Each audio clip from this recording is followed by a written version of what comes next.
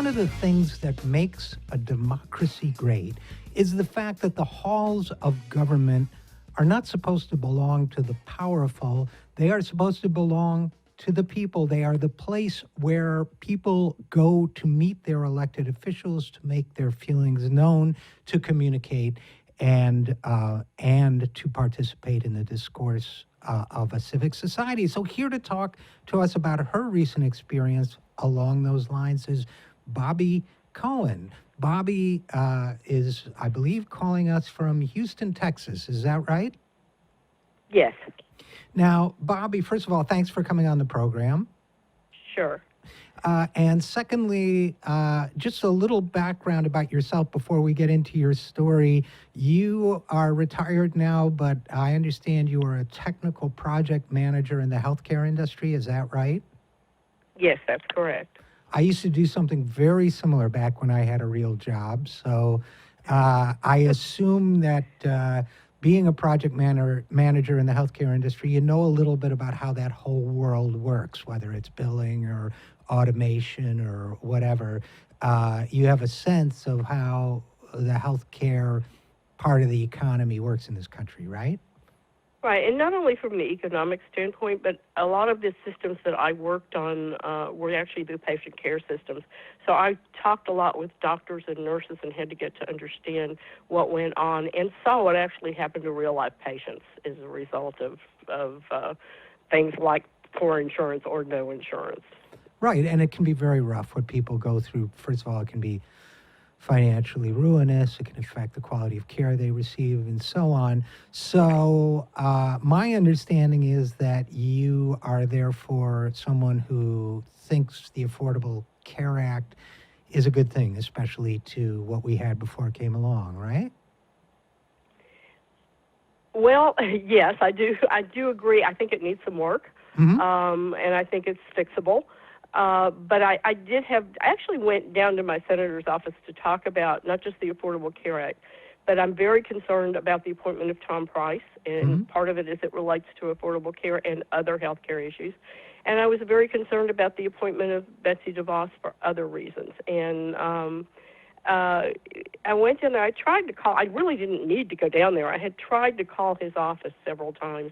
I have always been engaged as a voter and tried to educate myself on issues, and I've always been a person who keeps in touch with my legislative officials and congressmen and senators, and I really wanted to share some of the experience I have with them.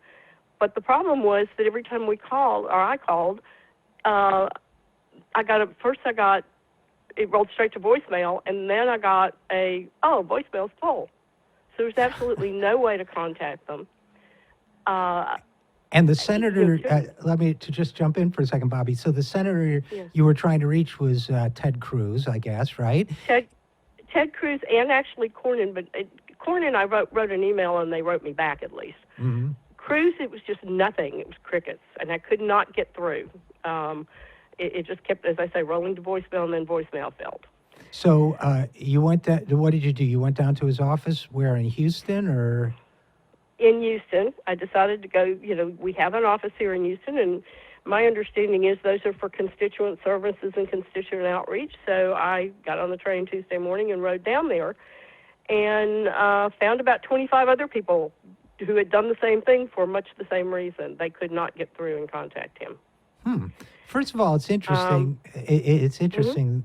First of all, I was just saying, Bobbie, that it's interesting that a senator doesn't have somebody working his phones or taking the voicemail messages. Politics aside of, whatever I might think of Ted Cruz's opinions or whatever, I mean, that's considered like basic to the job of being a senator, is you stay in touch with your constituents, right? I agree.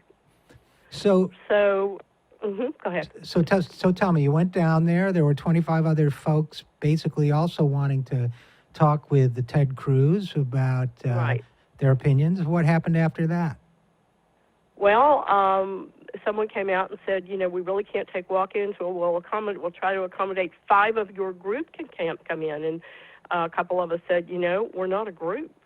It's not like 5 people can represent everybody here because we're all individuals coming down here for different reasons. And so they did, again, they took 5 in, and they said, we'll make an appointment. And one of the women said, can we make an appointment now? And no, we can't do that right now. Here, take this card and call this number. It was the same number we'd been calling. So one of the women who was there with us called the number right there in the hallway, and of course it rolled to voicemail, and then a message that said the voicemail's full. So it's starting right. to sound absurd. I know. So next thing that happens is she sticks her head back out and says, I'm trying to hold off security, but they want you out of the building because you're disturbing other tenants. We were all very quiet, very orderly, trying to keep quiet, but waiting in line. They were trying to figure out what to do next. Next thing we knew, someone came up from security, looked very reluctant, and basically told us they had called him. Ah, interesting. Meaning Senator Ted Cruz's office. Apparently Cruz had called him, or Cruz's office had called him. Next thing we knew, a man came up and announced that he was the building manager, and he was asking us politely to leave, and if we didn't leave, he would call the police. And then the police came up and escorted us out. Well, it's a crazy story, Bobbie, as you well know. I mean, first of all, when someone says we don't take walk-ins at a senator's office, every elected official takes it sounds like a beauty salon or something. I mean, we don't take. Did you try to say? Did anybody try to say to these people, "You just gave us a number that we can't get through. Nobody answers"? Oh, absolutely. And it was like fell on deaf ears. So, yeah, go ahead. Mm-hmm. No, go ahead, because I'm still trying to absorb how crazy this story is.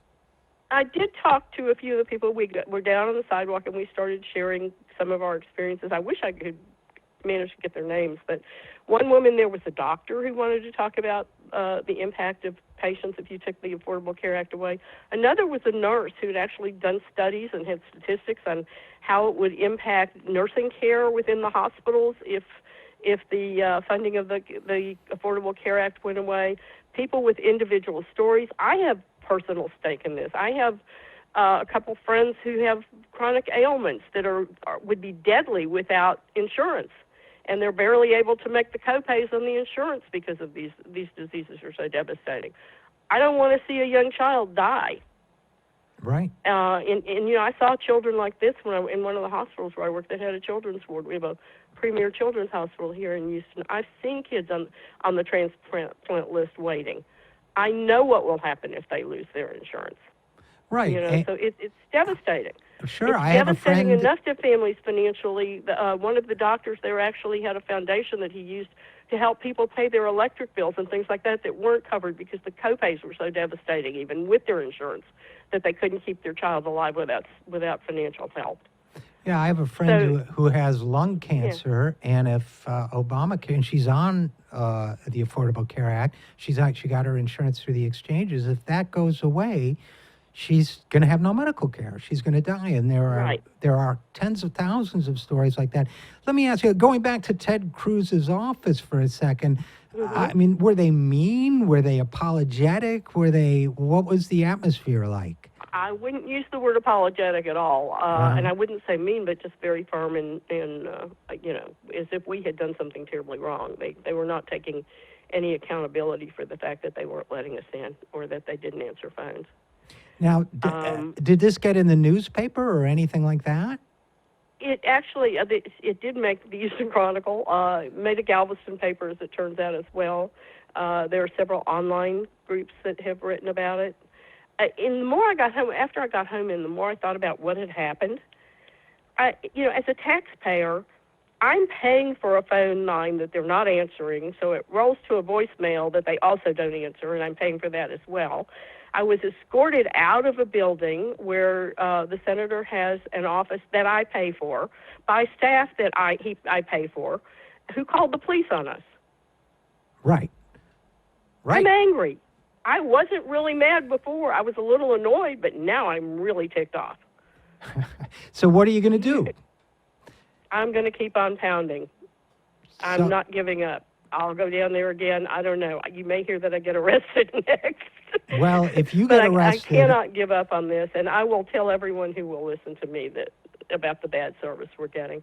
And I feel like some of these, we all know, everybody's talked about the fact that congressional members seem to have a lock and an advantage and think they own those seats. But the reason they have power is because we ceded it to them. And I think they need to watch out, because I saw 25 really angry people. And later that afternoon, there was another group that came back, and I think some of them came because they found out what had happened to us in the morning. They were barred from the building completely. so They weren't even allowed in. look, first of all, Bobbie, if you go down there again and you get arrested, I will start a fund drive to pay your bail. How's that? That's Okay. all right. You may have several other people there too that need that. We'll try to raise money for them all. And secondly, I think you guys ought to keep the pressure up, and I think you maybe want to write a op-ed for the Houston Chronicle or someplace down there. I don't think he should get away with this. I love your point that he's taking tax money that his constituents are providing, and he's not giving the service, and he's actually, he calls the police whenever democracy comes too close to him. I think he should be really embarrassed over this, and I think you guys should hammer him over and over until he gives in. Well, I think that's probably where we're going.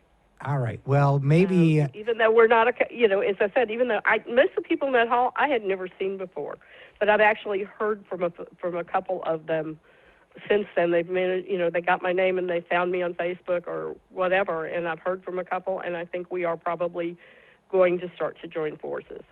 it sounds like you've been elected the leader, at least for now. No, I don't think so. There's some others too, but I think we're starting to form a network, and I don't know who will emerge, as you say, as a leader, but I think several of us might. And I do have, as I said, very deep concerns about Tom Price and about Betsy DeVos and what they're trying to do and what they've talked about that they want to do, and I didn't get a chance to talk about any of that. And we do have experience, all kinds of experience that we could bring to the table.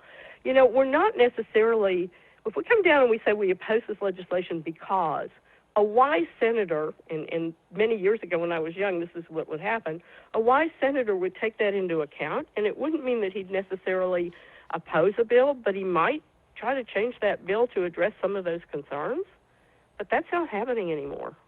Well, yeah, and that's the part of it that I'm with you on Tom Price. I'm with you on Betsy DeVos. I'm with you on repealing the Affordable Care Act instead of expanding it and improving it. I'm with you on the policy, but most of all, whether somebody's with you or not, a senator or any elected official has got to be responsive to the people that he represents. And if he doesn't do that, you need to throw him out and get somebody new.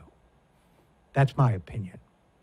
Okay. So Bobbie Cohen and the rest of you down in Houston, you got friends who are in your corner, and we say give them hell and keep up the good work. And if something else happens, let us know, and we'll have you back.